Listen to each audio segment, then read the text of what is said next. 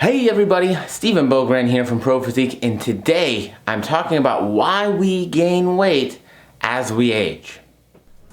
My name is Steven, and this is our video about health and fitness things. And I work for Pro Physique, and I am just a guy with a fitness thing for you. Alrighty.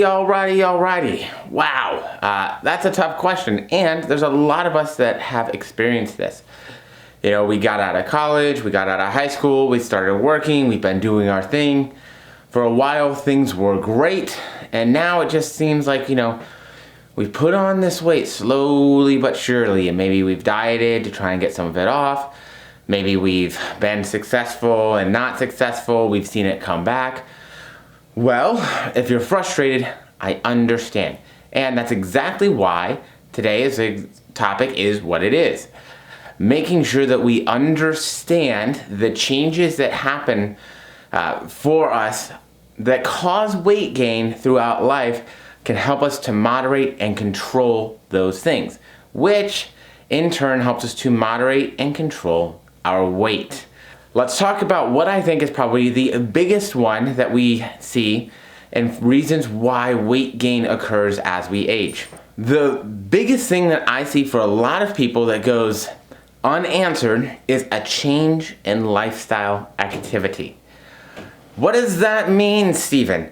Well, it means that we just burn less calories throughout the day.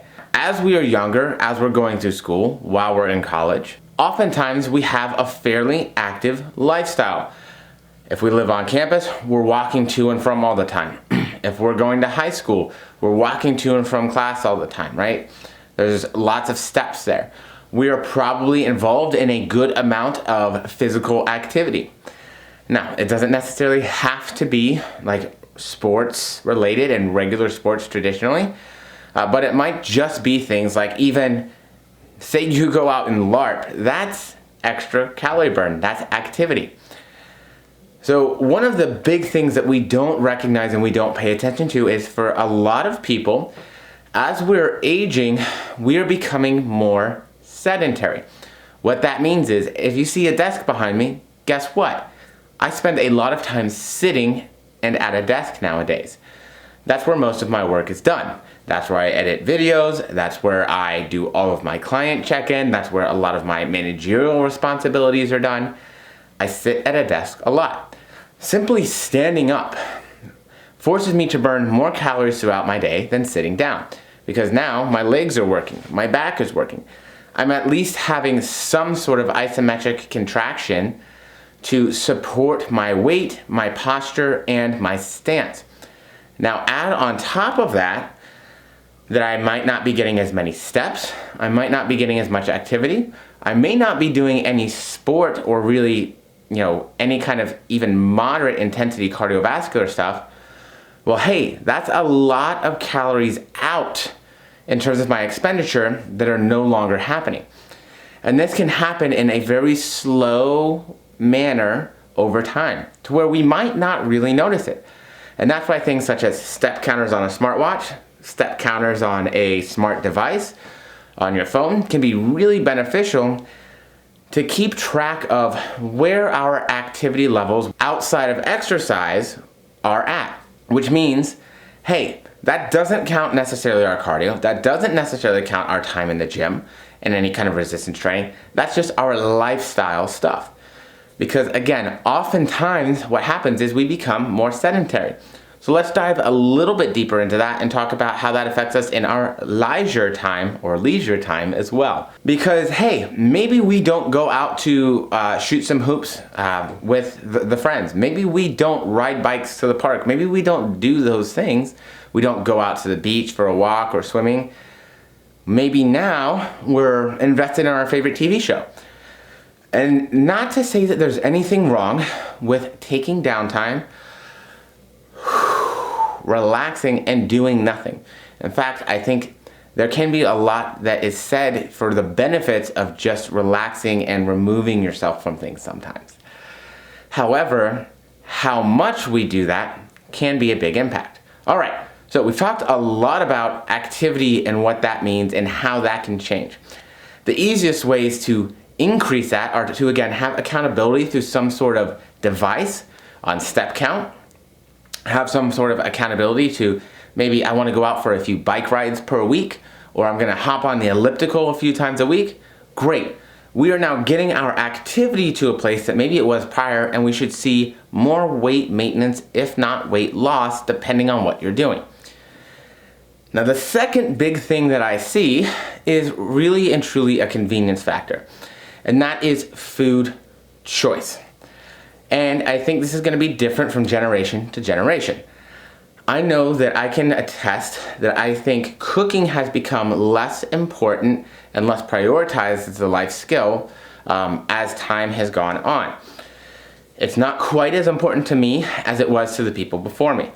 And I think that it's a little bit less important to most of the people after me than it is to myself. But when I say it's a convenience factor thing, this means food choice. It doesn't necessarily mean fast food. It absolutely can. When we go out for fast food or we go out to eat, we have those social and convenient factors. It can be very easy to get a much higher calorie intake in. Those foods can be much more calorie dense, cooked in a lot of fats, butters, oils, that kind of stuff, and it can really lead to overconsumption. So depending on how much we're doing that, that can be a really big part of it. However, it doesn't mean that it's the restaurant's fault, because there are also a lot of very calorie-dense food choices that we can have at home. A lot of the things that are going to be very easy to manage, microwave, low time investment options tend to be more calorie-dense. It just is what it is. They're more processed food options, and they don't have the same kind of nutrient density that maybe some of our cooked real meal options would have. And so what that ends up meaning is that we might be getting more calories in as we age over time as well, because again, we now have more demands on our time.